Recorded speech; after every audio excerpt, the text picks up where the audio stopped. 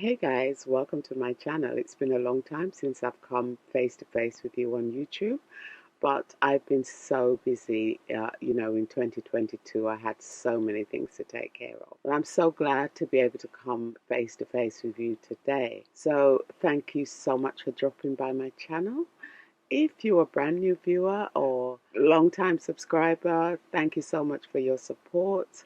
And I'm so excited to have you here with me today. So today I'm going to be discussing the pros and cons of long distance relationship, especially a relationship between a European and a Gambian, be it a man or a woman, be she black, be he white, whatever.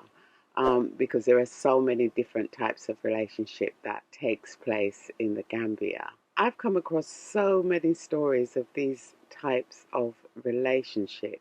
Many of them, seem to go good. Some of them are in the middle, and some of them are just sheer disaster. And it is for this reason that I've decided to create a few videos on this very important topic: relationships in the Gambia between a foreigner and a Gambian. First of all, maintaining a relationship long distance can be challenging for anybody. When it comes to maintaining a relationship from opposite sides of the world, this can be very, very challenging. A lot of trust need to be between the two of you, basically. The obstacles can be very daunting. In the Gambia, just like any other country, people will find themselves in long distance relationship, and they are separated by work, school, uni, whatever, and it's not always easy for the two of you to be together.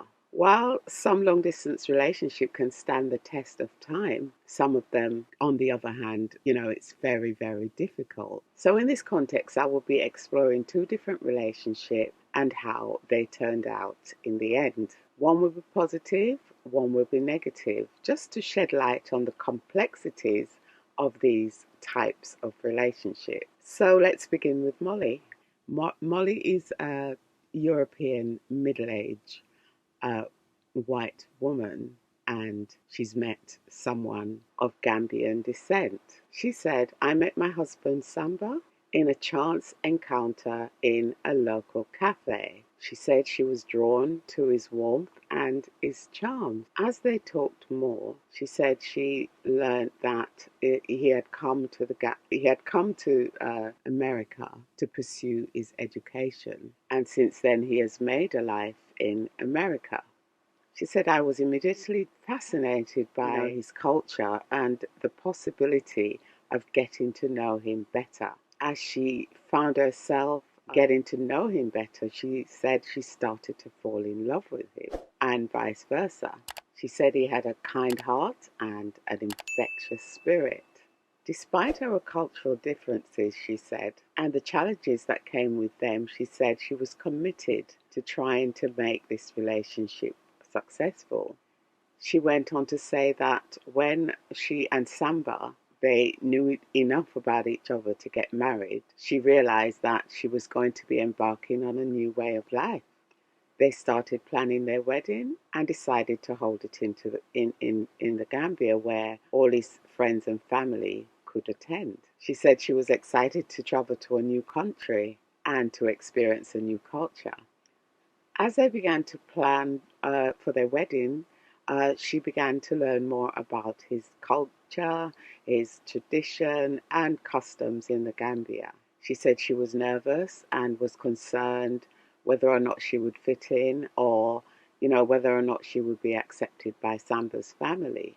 But in the end, she had nothing to worry about because they welcomed her with open arms. The wedding, she said, was a beautiful and a joyous celebration, and she felt grateful to be part of Samba's community. After the marriage, they settled down into the newness of married life, and she said she started to experience some challenges. The biggest hurdle, she said, was the challenges in looking at the way they had been brought up individually within their different cultures. She found this very difficult to handle. She said there was time that, she struggled to understand his perspective, and he struggled to understand hers because they are both coming from different backgrounds and they both have different norms and different values. Despite all of this, they decided to remain committed to growing together and learning from each other.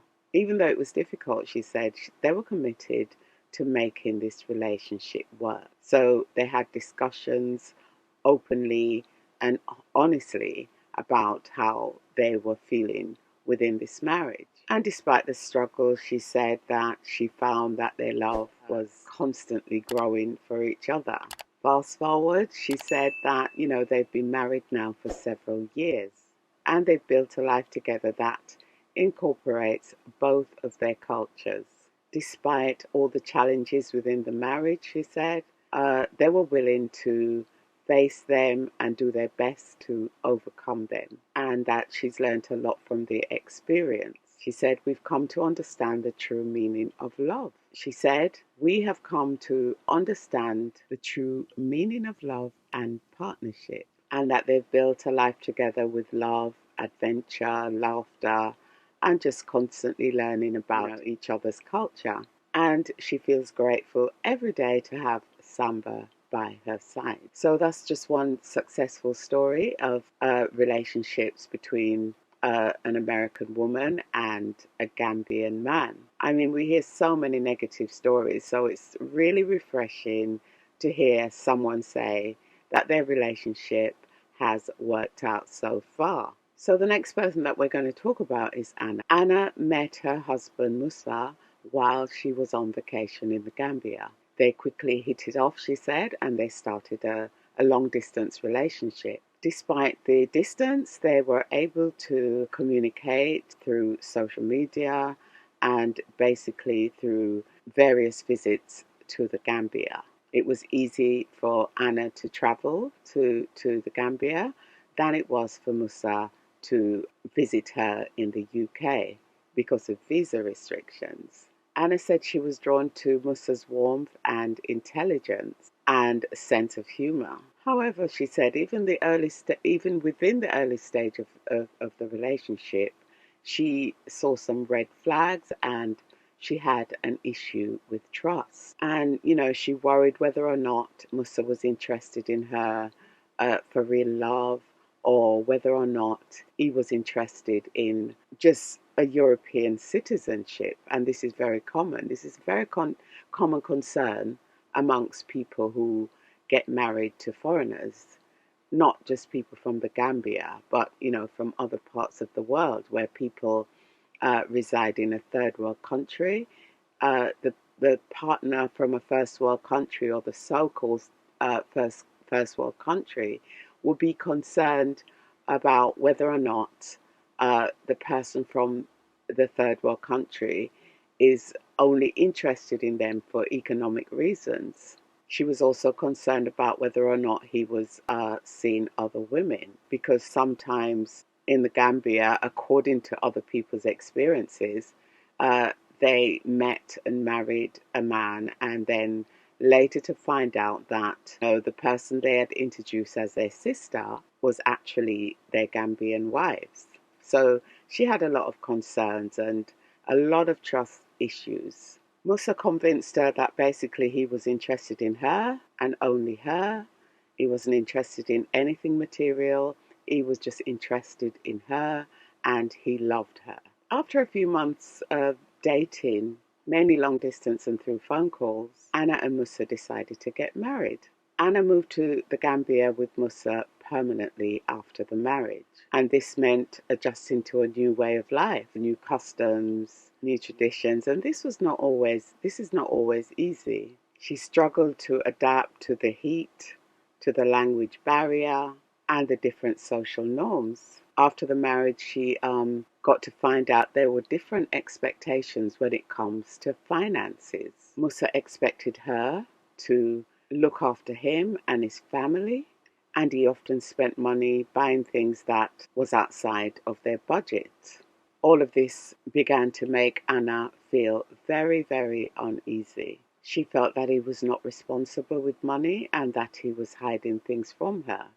As time went by, Anna's trust began to become more acute. She felt that Musa was not being honest with her and that he was keeping secrets from her.